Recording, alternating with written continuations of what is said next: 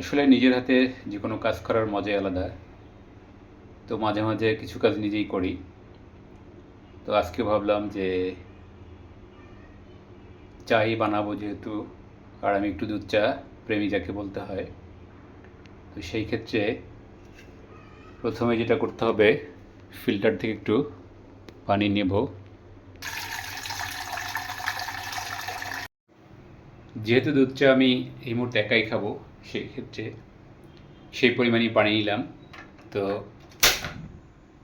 হ্যাঁ, চুলাটা জ্বলে গেল। এখন দেখা যাক কত মিনিটে পানি রেডি হয়। আমি একটু ওয়েট করি। হ্যাঁ, পানিতে বরফ উঠে গেছে। তো এখন দুধ দিতে হবে। তো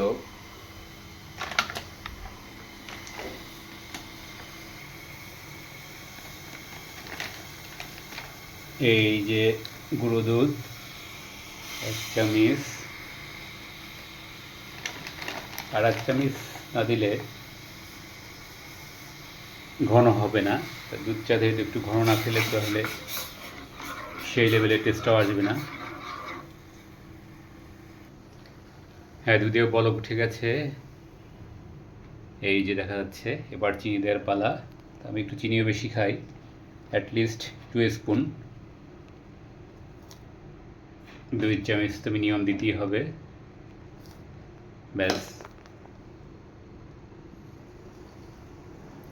আবার চা বানানোর প্রসেসটা কি ভুল কিনা জানাবেন আপনারা কমেন্টস করে। ভুল হতে পারে, কারণ অনেকে চিনি শেষে দেয়, আমি আগে দিয়ে ফেললাম।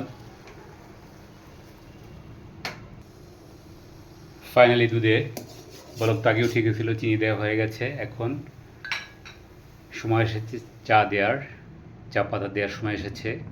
সো আমরা এখন চা পাতা দিব। তো দুধ রেডি হয়ে গেছে অলমোস্ট। এখন চা পাতা দিলেই আশা করছি চা হয়ে যাবে।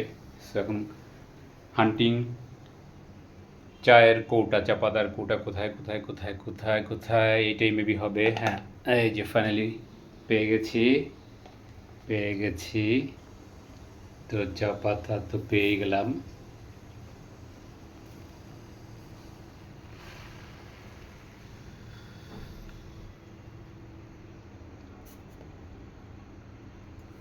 দুই চামচ না দিলে চার কালারটা আসবে না। আশা করছি চার কালারটা চলে আসবে, একটু অপেক্ষা করি। তো ফাইনালি চা হয়ে গেল। চার কালারটা কেমন জানাবেন। চুলাটা বন্ধ করে দিচ্ছি। তো ফাইনালি আমার চা রেডি, মাটির কাপে ধোয়া ওঠা দুধ চা। কেমন লাগছে আমি খেয়ে পরবর্তী কোনো ভিডিওতে জানাবো। আপনারা জানান আমার চা বানানোর প্রসেসটা ঠিক আছে কিনা। সবাইকে ধন্যবাদ সময় দেওয়ার জন্য। ভালো থাকবেন।